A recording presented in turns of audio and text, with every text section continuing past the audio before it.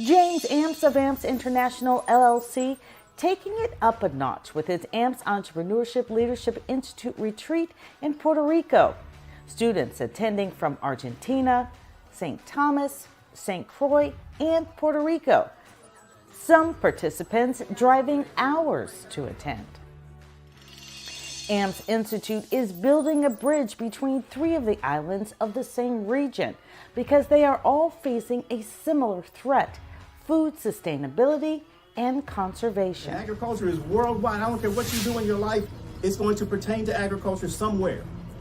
Okay, I don't care if it's the clothes you wear, the foods you eat, whatever. The hair products you use is going to relate to agriculture somewhere. Who's going to be the disruptor to come up with something magical that the USDA, NRCS, or anybody, any agency, government agency would say, I want to fund this. I want to put $100,000 into this. I want to put 1.2 million into this. I want to put 5 million into this because I want you to grow it. And I want the research and development in this particular category. And that's what we're looking for. We're looking for folks who want to do something different. My motto has always been, if you want something that you've never had, you've got to do something that you've never done. We're trying to bring new professionals to agriculture and conservation regardless of where you want to be. You can have any careers, but as long as you're conservation-minded, agriculture-minded, that's a plus for us in USDA. So that is our purpose. This retreat was sponsored by the USDA Natural Resources Conservation Service in partnership with the University of Puerto Rico School of Agriculture. It's an effort to generate interest among young people in the field of agriculture and conservation, because at least 98% of the food and water in the region is reportedly imported. Amps Institute also gaining support from the Future Farmers of America, 4-H clubs, the Boys and Girls Club, along with the Vocational School of Agriculture, all sending participants to this retreat. Right, so your network will determine your net worth. One of the things we do here at AMPS is create a group on WhatsApp so that you stay in touch. And then about 30 days after we leave here or sooner, we're in touch with you. We want to make sure that you connect and connect and connect. The AMPS Institute knows the best way to build a business is to solve a problem, so they take the participants to the source. In this case, the Doña Carmen Farm Incorporated, or César Pérez, welcomed the crew. Bienvenidos a todos, buenos días. Mi nombre es César Pérez de León, agricultor de a pie.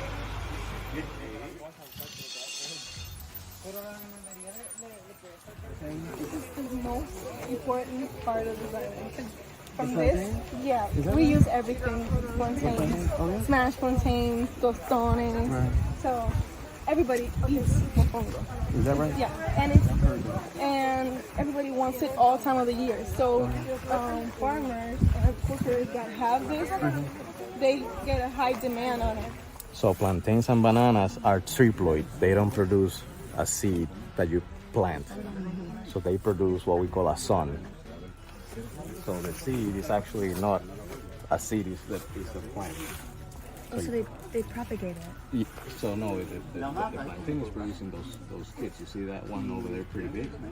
These little stuff? Right, so you harvest this, it has a big tuber in that, and then that's what you plant over there. So what are your thoughts on the farm so far? Well, this is really pretty cool. I'm learning a lot, and it's just a few minutes. Like, we are here 5 minutes, and I already learned about the bacteria and everything that you have on the plants. So, well, let's keep learning. I really like the system of how they divide it into different little fields.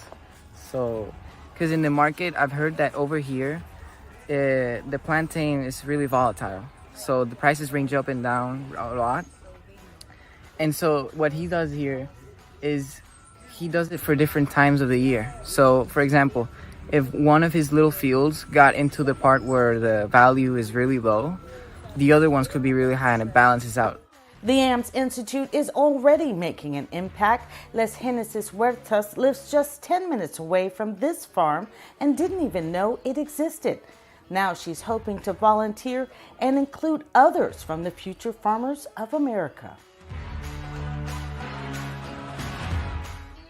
From the farm, we headed to what's called the incubator, where agriculture meets high tech. Luis Torres showing the students what types of innovation is this in size the works. is super made in 2 years. I make this 11 hours in 3D printer. Wow. And one of these planted provides 5 additional ones. Yeah. It expands. It expands, that's correct. The Hurricane Maria affected all around the Island Coral Reef Zone. This project is for help accelerate the program to the corals in the zone.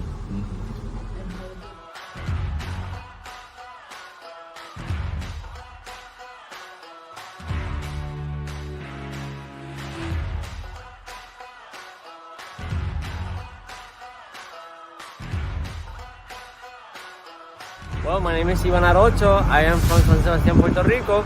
I have a farm about 18.6 acres. I think this technology is a good thing.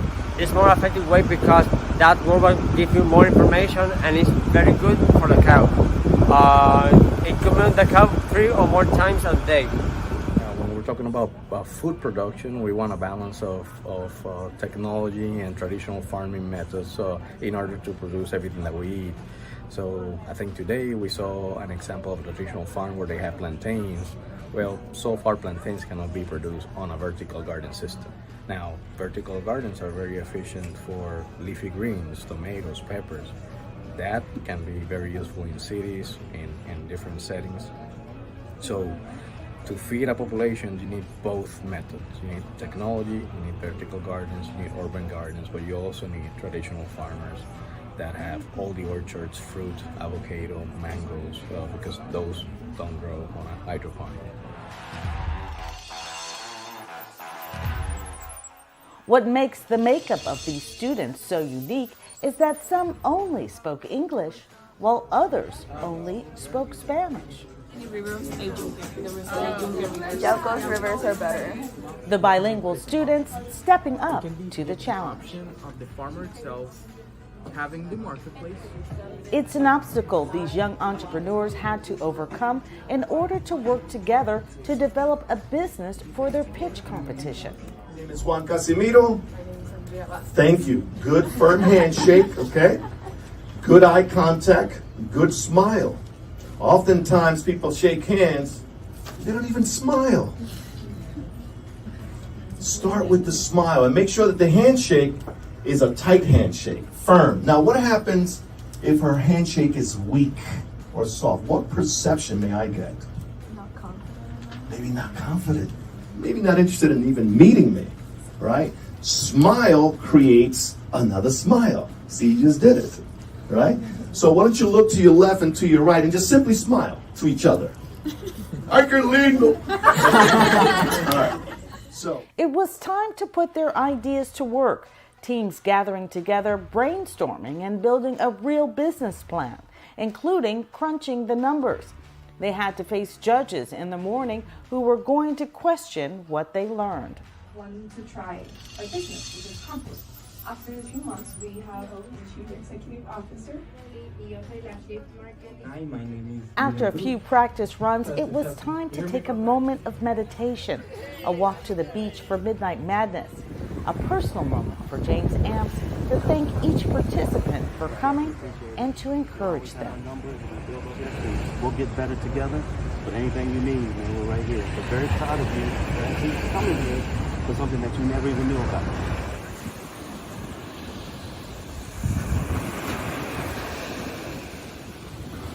The next morning, a few final preparations to prepare for the pitch.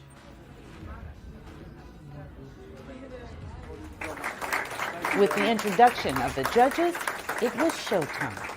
welcome safe for all. Good afternoon, my name is William Cruz. I am COO. Our business is called Safe for All, and our slogan is Be Happy, Be Healthy. I want to highlight that we are a non-profit botanical garden focused to serve and especially embrace a good mental health, providing a safe space from nature for everyone that needs it. Michelle Maynard, and I'm the CIO.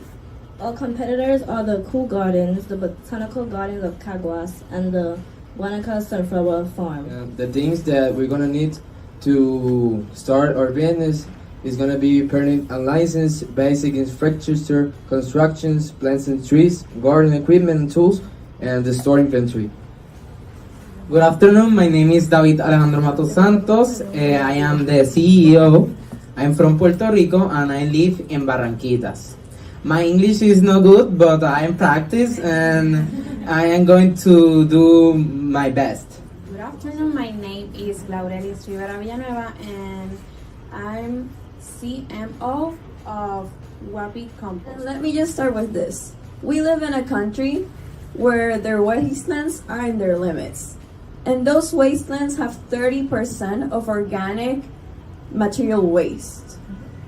Apart from that, neighboring countries like St. Thomas, the Virgin Islands in general, have 2/3 of compostable materials that are yet to be used.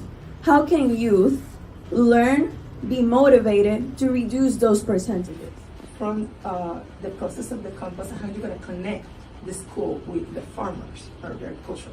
We're gonna connect the youth with the farmers. We already have some farmers that during the business plan, we call some local farmers we already knew. And we just ask a simple question. Well, are you willing to buy compost? How do you see compost?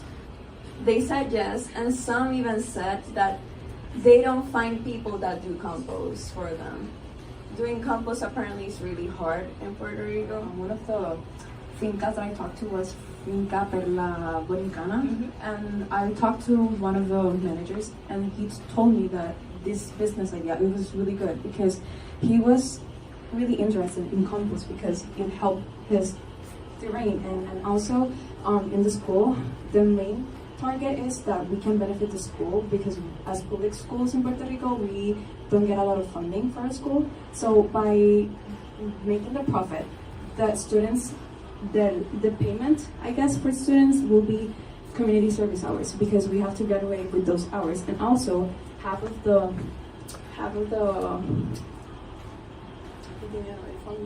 funding that we made is going to go to the school. So in Puerto Rico, there have been some problems due to farmers having excess feces, causing the overflow of feces to reach bodies of water.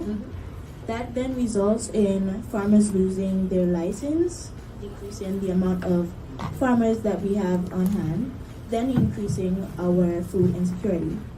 When you're talking about farming alliance for a big component of your expenses, how do you plan to make that work, assuming that some of the farmers may not have this equipment themselves? I already contacted some of the farmers, which they have the machines, the pickup truck, the wagon. The only real challenge would be the acquiring the services of the machine repairs.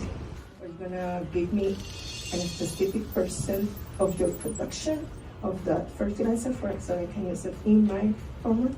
Could you define that? We have been thinking of giving a discount to the farmers that contribute to our business. Like they gave us the feces, and then when we prepare the fertilizer, we gave that to them with a discount or sometimes even free, at least at the beginning, because we first need to get known by other corporations, create the alliances. At least at this first phase, we're going to give certain discount to the farmers that help us.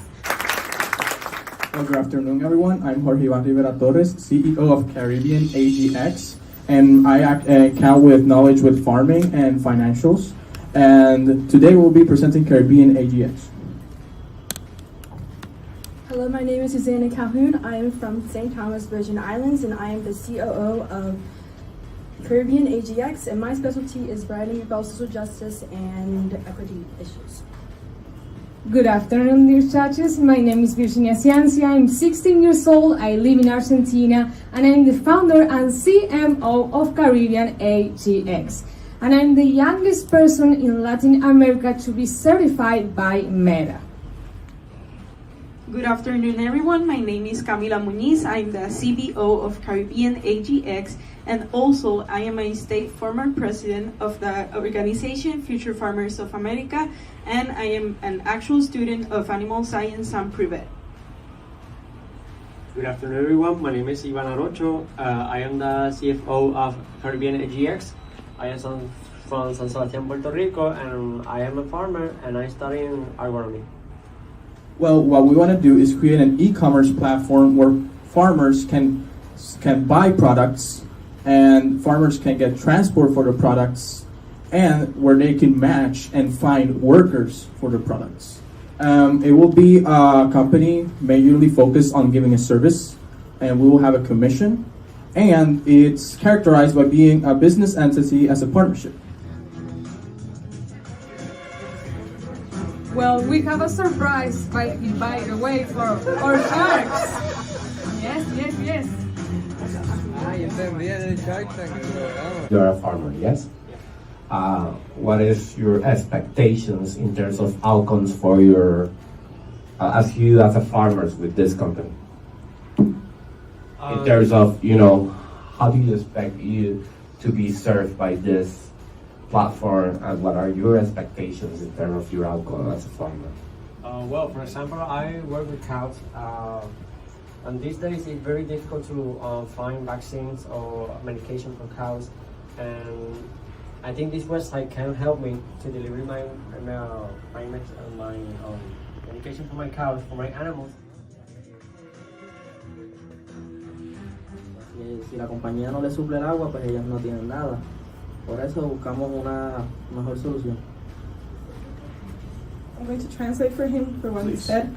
His name is Daxel. He's our CIO, and he was the brains in all this project. He was a hands-on person that did everything. We took our technical and our imagination, and he made it work. So he had the idea of taking the salt water into a tank, purifying it into another tank so that could recycle into a vertical plant wall.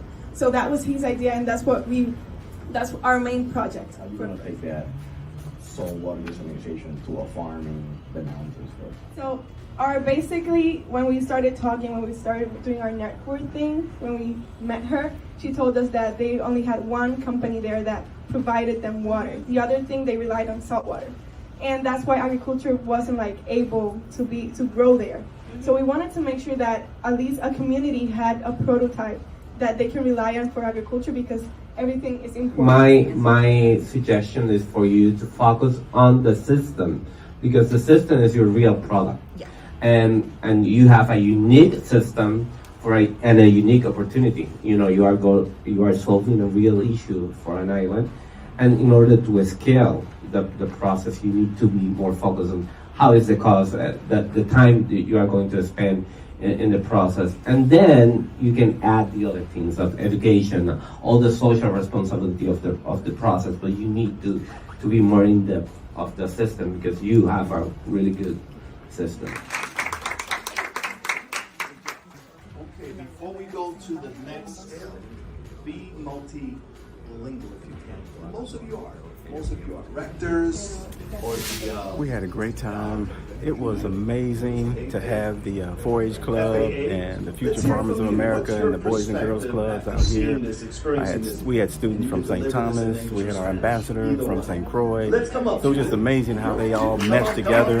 A lot of them spoke no English. About 3 of them that spoke no English, but they still were able to talk with their groups and figure out what their businesses were and to communicate with each other and to build those relationships. So very proud of all these students who came out here, and after watching their presentations, even more proud. So look forward to the next step. We look forward to St. Croix. Get ready. First lady, Caribbean AGX. Susan Colon, Camila Muñiz, and Jorge Rivera. Congratulations.